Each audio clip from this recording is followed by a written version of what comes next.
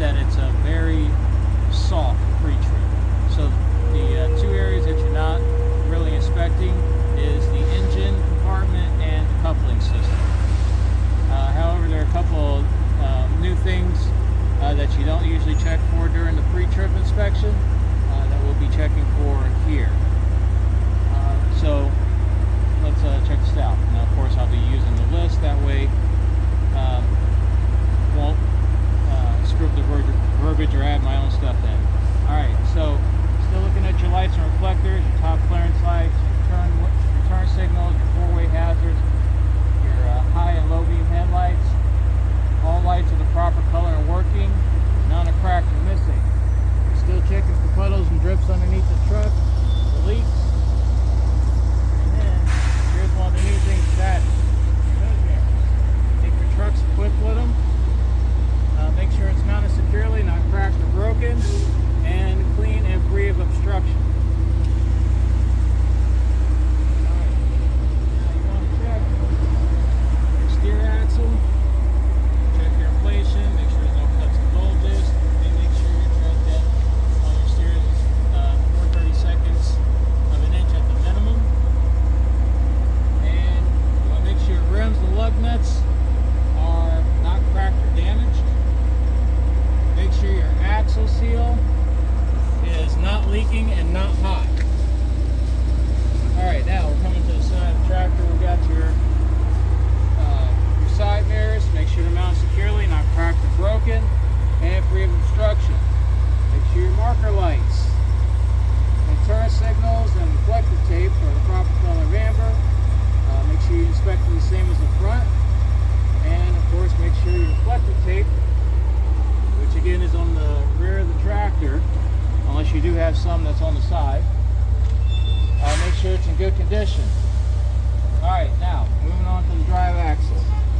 Make sure you inspect your drive the same as you did the steers. Check the inflation, check your, make sure there's no cuts and bulges. Make sure your minimum tread depth is 2/32 of an inch. You want to make sure that you have the proper spacing. And make sure there's no debris between the tires. Of course, you can't see them here, but because of the wheel covers. But make sure you check your rims and your lug nuts, same as you did on the steer axle. Make sure you check your axle seal, same as you did on the steer axle.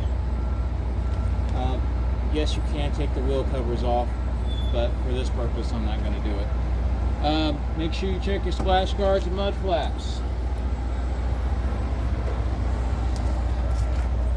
Make sure they're not ripped, torn, not missing. Make sure your reflective tape is mounted securely and clean and not missing.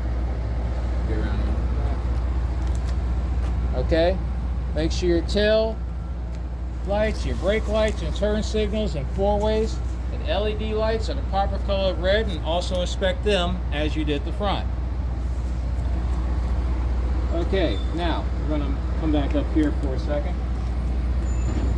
Make sure your trailer clearance light, which is at the top here, is proper color of amber and inspect it the same as you do the front. And check your air hoses and electrical lines. Make sure they're securely connected, not cut or leaking. Then come back here to your landing gear. Make sure it's fully raised and your handle is secure. Okay, coming back. Check your turn signal, your marker light, and of course your reflective tape. Make sure your turn signal or your marker light is the proper color of amber. Inspect it the same as you have all the other lights. And of course, make sure your reflective tape is not torn or missing. Okay, now your tandem release and locking pins. Make sure that they are engaged in the lock position and secure.